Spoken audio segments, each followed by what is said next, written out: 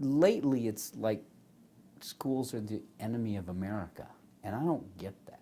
I mean, we are the only institution in this country that takes all comers. It doesn't matter what color your skin is. It doesn't matter if you can walk in that door. It doesn't matter if you can see that door. It doesn't matter if you can feed yourself. We will take you in, and we will give you an education.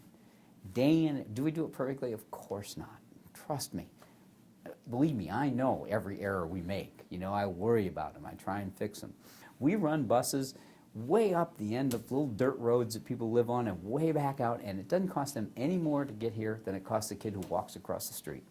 For whatever reason, that discussion has changed and been more like, well, it's, you know, the schools are failing, they're bad, they're awful. I got news for you. Graduation rates are the highest they've ever been in this country.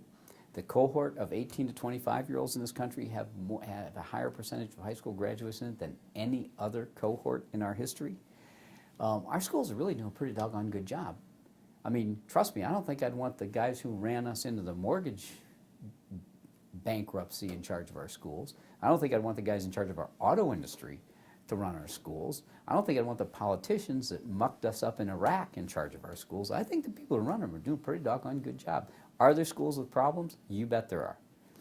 Why do they have those problems? Look at the living conditions that kids that go to those schools. I mean, maybe what we ought to be thinking about in this country is, let's make public education available to people until they're 21. That's how long it takes them.